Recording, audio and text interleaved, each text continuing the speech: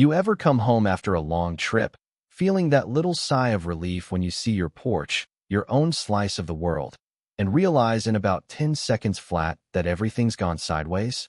Yeah, that was me, just back from celebrating my daughter Emma's nursing graduation down in Portland. I'd been grinning the whole drive, thinking about how proud my late wife Sarah would have been. Rolled up the old gravel driveway, leaves turning gold, mountain air so crisp you could almost forgive the world for all its crap. Key in the lock, just like I'd done 1,000 times. Only this time, nothing. No click. No welcome home. Just this dead resistance. And that's when I hear her, Catherine Stewart, standing behind me like she's been practicing her lines. President of the Silver Creek HOA, arms folded. I've been waiting for this kind of smirk. She says, "You can stop trying, Patrick. The lock's been changed." My gut hit the floor. She hands me a piece of paper like she's dealing a winning poker hand. Bylaw 12.4, she says. Didn't pay your assessments, cabin's forfeit, association's property now. You were notified, she adds, like maybe I'm the crazy one. I know this place like my own heartbeat. I built half of it with my own 2 hands back in '92. Sarah and I made a life here, lost her to cancer, watched Emma learn to swim in that lake. So when Catherine shrugs and tells me, "Not my problem if you don't check your mail," I honestly thought I might lose it. I try calling my lawyer, trying to keep my voice steady, but she's already got her phone out. Sheriff's Department? Yes, I need to report a man trying to break into my property, and it hits me. She's calling 911, right on my porch, telling the world I'm trespassing in my own home. Deputy shows up, checks her shiny new deed, looks at my battered old one, and tells me it's a civil dispute. But because she's got the fresh paperwork, I have to leave. 30 years. Just like that. Neighbor across the street, guy I've shared beers with, just stands there, filming it like it's the Super Bowl. Not a single person steps in. But here's where it starts to turn. As I'm hauling boxes, my boxes, packed and labeled by Catherine herself, something falls out of my jacket pocket. Red USB drive, label with some code and a password on it. Never seen it before. No clue who put it there. I plug it in, password protected, of course, and fail every guess except I know I've only got 2 tries left. So I tuck it away and, running out of options, find a diner and call up Pfizer, a local property lawyer. Show him the so-called deed, and he just laughs. Fake, he says.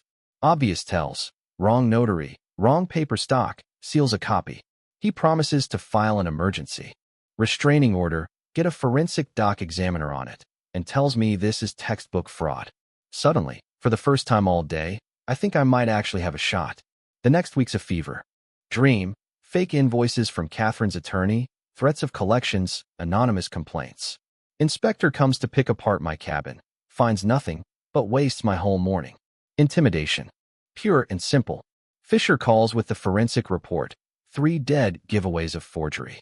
So, come Monday, I show up in court with my old suit and decades worth of memories in a folder. The judge takes one look at Catherine, one look at my deed, and slams the gavel down. Restraining order granted. Catherine's got 24 hours to get out. I get my keys back. Felt like breathing for the first time in 2 weeks. But that was just round 1. Within days, I'm the new villain on the neighborhood message board. HOA newsletter paints me as a rebel out to ruin everyone's property values. Then it gets personal. Anonymous photo of Emma and me, typed note underneath. Your daughter has a bright future. Hospital background checks are thorough. It would be unfortunate, if anything, complicated her career before it even starts. I show the letter to Pfizer. He says it's vague enough to be legal, but we both know what's happening. I decide not to tell Emma. She deserves 1 month to enjoy her new life before this garbage comes knocking. So I start digging. I know if I really want to end this, I have to beat Catherine at her own game. Margaret, the secretary, resigns for health reasons, but when I run into her at the store, she hands me a nomination form with my name already filled in. She wants me on the board, says it's the only way to break Catherine's stranglehold. Next thing I know, I'm knocking on doors, running for the board like a small-town politician. Some folks nod, some glare, a few hand me juice boxes and say, "Fight for transparency, you've got my vote." Election night, it comes down to a single vote. 1 ballot tips it in my favor, 49 to 48. You could hear the room exhale. And that's when Henderson, the treasurer, quietly pulls me aside. Tells me Catherine's lawyer bought his cabin last year and flipped it for a quick profit. He says he's voting with me on any motion about the lake. At our first board meeting, I waste no time, motion, for a full audit of the HOA's financials and a title search on Silver Creek Lake. The motion passes, Catherine's grip slips, just a little. Later that night, I find a slip of paper under my windshield. A document has been anonymously uploaded to my case folder. Inside, meeting notes, emails, proof of fake invoices, even plans for a secret development deal. And then, a handwritten note, MC Margaret. She's been documenting everything for 3 years, risking her neck while everyone else looked the other way. And then it all explodes. I cracked the password on that red USB drive. Turns out it was remove per bylaw 12.4, just like those labels on my boxes. Inside are audio recordings, bank records, emails, proof, in Catherine's own voice, that she was embezzling money, faking deeds, and coaching her lawyer how to cover their tracks. At the next board meeting, packed house, live stream running, I play those files. Catherine tries to shut me down, calls 911 again, screaming she's the owner. But this time, the whole room hears her, and the deputy just gently leads her out as the board votes to remove her. 4-0. Margaret comes clean too, in front of everyone. Says she recorded everything because Catherine was planning to pin it all on her. That clip of Catherine screaming, "I'm the owner now," hits the internet like wildfire. Half the world calls it justice served. The other half says it's uncomfortable to watch. Truth is, I felt both. Satisfaction, sure, but a pit in my gut too. She tried to ruin my life. Threatened my daughter, stolen from the community, but seeing her fall apart on camera didn't make me feel like a hero.